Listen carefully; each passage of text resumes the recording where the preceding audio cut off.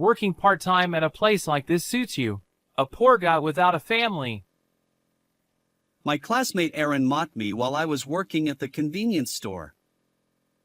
However, in the next moment, thunk, the sound of a blow to the head echoed through the quiet store. You apologize immediately. The father of the classmate who had been harassing me appeared and scolded his son. Upon learning the reason, tears welled up in my eyes. My name is Cyrus. Ever since losing my parents in an accident when I was young, I've been an orphan, transferring schools multiple times. I moved from one relative's house to another. Initially, my relatives treated me kindly, but raising someone else's child is undoubtedly challenging. When it was time to move to the next home, they would send me off with a cheerful "take care." Never once did they say, "You're welcome back anytime." Through these frequent changes, I learned how to live without inconveniencing others. During my 8th grade, for some reason, I ended up staying with the Anderson couple, who were in their 50s. Paul and Betty Anderson were both qualified lawyers who had worked busily as attorneys until a few years ago. Now they had retired and were living peacefully. I couldn't fathom why they took in an unrelated orphan like me. Regardless of the reason, I wanted to stay here forever. This town held warm memories because it was where I lived with my parents until their accident. Walking the streets, those memories resurfaced. How long will the Andersons let me stay in their home? Reflecting on my past, I vowed to live quietly without causing trouble until the time came for me to leave. Contrary to my thoughts, the Anderson couple treated me like true family, showering me with kindness. Cyrus, let's go fishing together. Cyrus, what would you like for dinner tonight? Since my parents' passing, I hadn't had conversations like these. I realized that genuine family warmth existed. Gradually, I opened my heart to the Andersons. In my 3rd year of middle school, Paul asked me about my future plans. After graduating from school, I'll work and become self-reliant. Please let me stay here a little longer. I expressed my intention to start working without hesitation. We consider Cyrus as part of our true family. You can stay here as long as you need, and don't worry about money. Seriously think about your future. Paul's kindness overflowed. Although his words made me happy, I had never thought about my future until now. Focused on not inconveniencing others, I hadn't considered what I liked or what I wanted to do. Seeing my struggle to envision my future, Paul smiled. What Cyrus needs is time to face himself. Whether you want to work or study hard, high school is your chance. The Anderson couple, who always considered my well-being, enrolled me in high school to broaden my horizons. In high school, I encountered a man named Aaron again. Aaron was a classmate from elementary school. We hadn't spoken much back then because we weren't in the same class. However, in high school, Aaron took every opportunity to make snide remarks and harass me.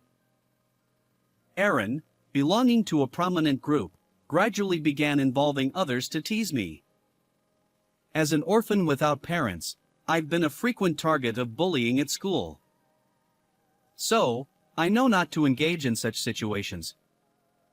I'll ignore him, and he'll get bored soon.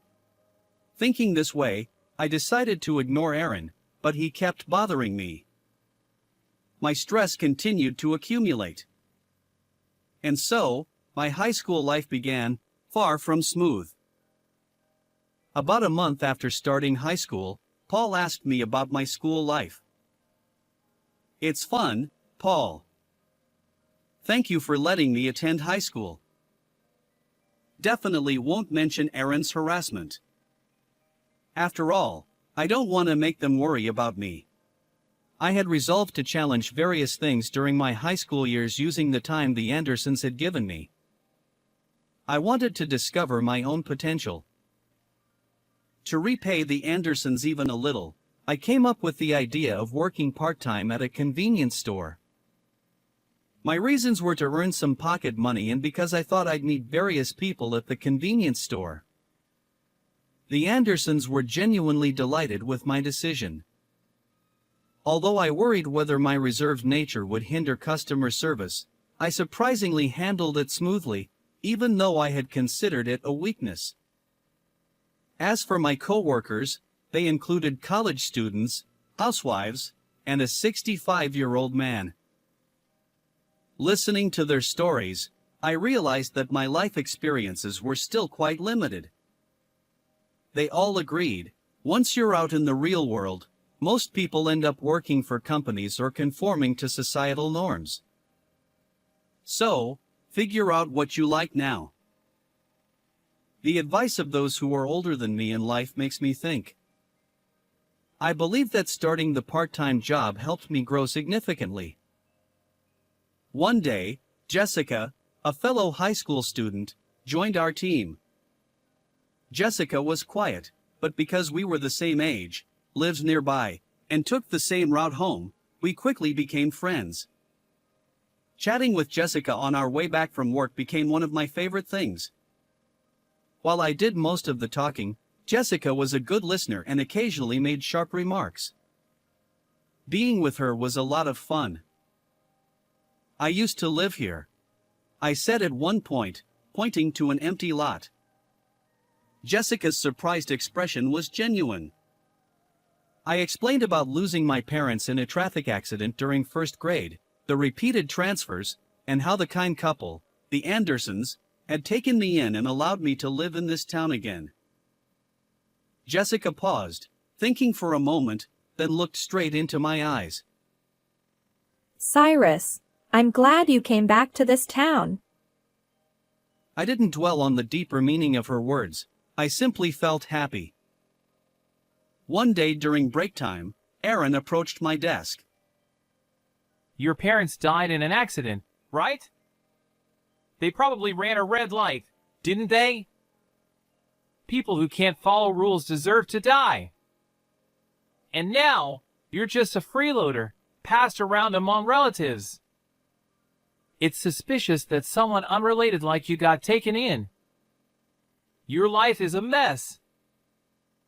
With a smirk, Aaron deliberately spoke loudly enough for everyone to hear. Until now, I had ignored his provocations, but this time was different. Hearing him speak ill of my parents and the Anderson couple, I lost my temper. What do you know? Stop spouting nonsense. Before I realized it, I was grabbing Aaron. Calm down, Cyrus. My friend intervened, and I regained my composure, trembling fists and taking deep breaths. The classroom fell silent. Aaron looked surprised. It was the first time I'd stood up to him. What's your problem? It's the truth, isn't it? He spat out those words and returned to his seat. I managed to control my anger and left the classroom with my bag. It's too early to go home yet. I sat on the riverbank, gazing absent-mindedly at the water. Birdsong, the sound of flowing water, grass rustling in the wind, ordinary daily life unfolded before me. I used to take walks here with Mom and Dad. Memories from the past resurfaced. Memories of when my parents were alive were always joyful. We caught bugs together, baked birthday cakes. If my parents were still alive, what kind of person would I be? I tried to think about it but quickly gave up. Hours must have passed. It was already evening. Maybe it's time to go back. Feeling completely composed, I returned to the Andersons' house. I'm home. Welcome back, Cyrus. Can we talk for a moment? Betty, who greeted me, led me to the living room. Paul was sitting on the sofa. Welcome back, Cyrus. Your homeroom teacher called earlier, saying you disappeared during lunchtime. What happened? Sorry for leaving school without permission. I debated whether to mention Aaron. Paul and Betty looked at me with concern. I couldn't lie to these two, that much I knew. Right after starting high school, I became the target of harassment, mainly by Aaron, a classmate from elementary school. I recounted all the events leading up to today. I see. You're strong, Cyrus. Thank you for sharing. Don't endure it anymore. Lean on us a little more. Cyrus, whether it's something fun or painful, talk to us about anything. We're family. After listening to my story, both of them leaned in and said this. Since that fight, Aaron has bothered me less. However, one day, after work, when Jessica and I were leaving the convenience store as usual, I heard a voice. Oh, the person I least wanted to see, Aaron. Working part-time at a place like this suits you. A poor guy without a family. He began disparaging me in front of Jessica. I glared back at Aaron without saying a word. At that moment, What are you doing? a stern man approached Aaron from behind and smacked him on the head. Surprised, Aaron turned around. Dad? The man was Aaron's father. While Aaron stood speechless, his father came over to me and apologized. Recently, we received a call from the Andersons. They informed us that our Aaron has been harassing you, Cyrus. Even now, he's doing such terrible things. I'm truly sorry. But the story didn't end there. Actually, the Andersons helped me a great deal in the past. I used to run a shop, and when Aaron was in first grade, I caused a traffic accident while making a delivery. 2 people lost their lives in that accident. Those 2 people who died were your parents. Aaron stood next to his father and spat out those words. The sudden revelation left my mind reeling. Aaron's father briefly looked down but then continued speaking. Cyrus's parents tried to save a small child who ran into the road, even though the traffic light was red. I wasn't speeding, but the sudden event made it impossible to avoid them. I'm truly sorry. Aaron's father seemed visibly distressed, his arms trembling with tension. People around me suspected that I was speeding. The shock of causing an accident was bad enough, but being doubted took a toll on me both mentally and physically. The Andersons were the ones who helped me. In the aftermath of the accident, Aaron's father sought legal assistance from Paul. As it turns out, the Andersons were Paul's upperclassmen from college, and they had known each other for a long time. They listened empathetically and gathered evidence to address the unavoidable nature of the accident.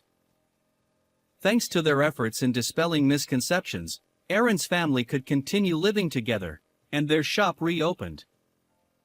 Aaron's father expressed heartfelt gratitude to the Anderson couple. However, after the accident, false rumors circulated. Aaron's family couldn't walk outside for a while, and even after reopening the shop, customers rarely came.